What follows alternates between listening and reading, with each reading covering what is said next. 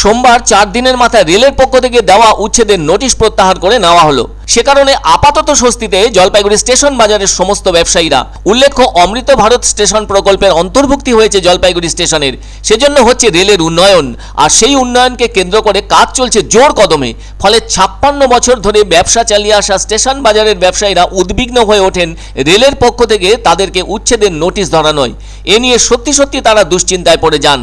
প্রথমে পেয়েছিলেন তারা শোকজের নোটিশ, এরপর 15ই ফেব্রুয়ারি ওইসব ব্যবসায়ী পেয়েছিলেন উচ্ছেদের নোটিশ, যা দেওয়া হয়েছিল উত্তর পূর্ব রেলের কাটিহার ডিভিশনের কর্মীদের পক্ষ থেকে।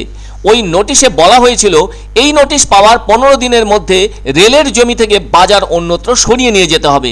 এদিকে আচমকাইভাবে রেলের পক্ষ থেকে উচ্ছেদের নোটিশ পেয়ে তারা অনেকটাই ভেঙে পড়েছিলেন।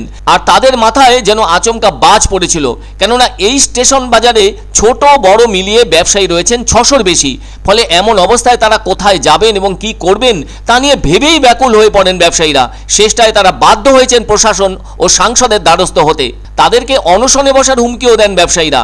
এভাবেই নোটিশ পাওয়ার পর থেকে মহা উদ্বেগের ভেতর দিয়ে তাদের 72 ঘন্টা কেটে গেলেও হতাশা তাদের ঘিরে রেখেছিল। শেষটায় অবশ্য তারা অবাক হন সে রেলের পক্ষ থেকে যখন তাদের হাতে উচ্ছেদ না করার বিষয়ে চিঠি ধরিয়ে জানিয়ে দেওয়া হলো। ফলে সকলেই দারুণ স্বস্তি পান।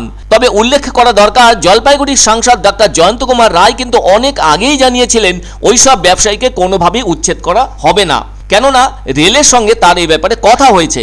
এদিকে ওই স্টেশন ব্যবসায়ীরা বিরোধী রাজনৈতিক দলের কথাবার্তাও শোনেন। ফলে কি করবেন ভেবে উঠতে পারছিলেন না তারা। তবে বিশেষ সূত্রের খবর, লোকসভা নির্বাচনের আগে পদ্মের ভোটে বিরূপ প্রভাব ফেলতে পারে সেই আশঙ্কায় সাংসদের চাপে তড়িঘড়ি নোটিশ প্রত্যাহারের সিদ্ধান্ত রেলকে নিতে হয়েছে বলেই ব্যবসায়ীরা স্বস্তি পেলেন। এ প্রসঙ্গে বিজেপির জেলা নেতা শ্যামপ্রসাদ জানান, সাংসদ আগেও বলেছিলেন স্টেশন বাজারের ব্যবসায়ীদের উচ্ছেদ করা যাবে না, আর এদিন সেটাই প্রমাণিত হলো। সাংসদ যে কথা দিলে কথা রাখেন সেটাই এদিন আরেকবার প্রমাণিত হলো বলে জানালেন শ্যামপ্রসাদ। এর আগে খুব সম্ভবত 15 তারিখ রেল থেকে আবার একটা নোটিশ দেওয়া হয়েছিল যে তারা রেল থেকে 15 দিন সময় চেয়েছিল, এবং 15 দিনের মধ্যে নোটিশের মধ্যে যা লেখা ছিল আর কি 15 দিনের মধ্যে আমাদেরকে দোকান খালি করার কথা ছিল। তো নোটিশটা পাওয়ার পরে আমরা খুবই আতঙ্কিত হয়ে পড়ে আমরা মাননীয় সাংসদ ডক্টর জয়ন্ত কুমার রায়ের সাথে আলোচনা করার পরে যে খবরটা উনি আমাদের দিয়েছিলেন যে ওনার সাথে ডিআরএমে কথা হয়েছে, এই নোটিশটা মিসইউজ হয়ে গেছে, নোটিশটা ভুলবশত চলে আসছে, নোটিশটা আবার রেল থেকে তুলে নেওয়া হবে।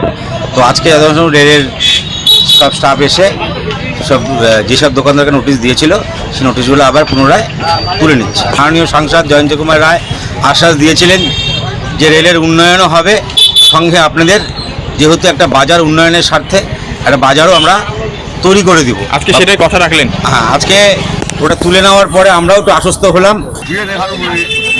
হায়ার অথরিটিদের এদের রাজনীতি মহলে কী কথা হয়েছে আমি তো বলতে পারবো না, তো আমি প্রতিনিধি হিসেবে আসছি, এখন কালেক্ট করলাম।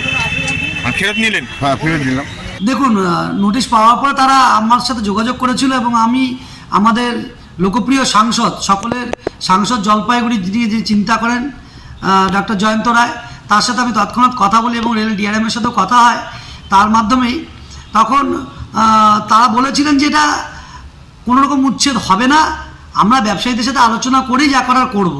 তারপরে চিঠিটা এসেছিল, সেই চিঠিটাই তুলে নেওয়া হচ্ছে। কারণ সাংসদ যে বলেছিলেন সত্যি কথা, বিরোধীরা অনেক কথাই বলেছে যেটা নাটক হচ্ছে, লোক দেখানো হচ্ছে, কিন্তু তারা আজকে আর কিছু বলতে পারবে না, কারণ যে নোটিশ দিয়েছিল রেল দপ্তর সেই নোটিশটি তারা তুলে নিল। এর থেকে বোঝা যায় যে সাংসদ যেটা বলেন সেটা করেন। সাংসদ কথা বলেছেন এবং এই ব্যবসায়ীদের এখনই আতঙ্কগ্রস্ত হবার কিছু নেই। যা হবে সাংসদের মাধ্যমে আলোচনা করে আমরা থাকবো, ব্যবসায়ী সমিতি থাকবো, সকলে মিলে যাতে জলপাইগুড়ি রেল স্টেশনের উন্নয়ন হয়, জলপাইগুড়ি উন্নয়ন হয়, এবং এই 500 যারা ব্যবসায়ী আছে তারাও যাতে স্থায়ীকরণ কিছু করে চলতে পারে, সংসার চলে, সেই ব্যবস্থা কিন্তু করা হবে। সাংসদ এই আশ্বাস দিয়েছেন এবং সেদিকেই তিনি অগ্রসর হচ্ছেন।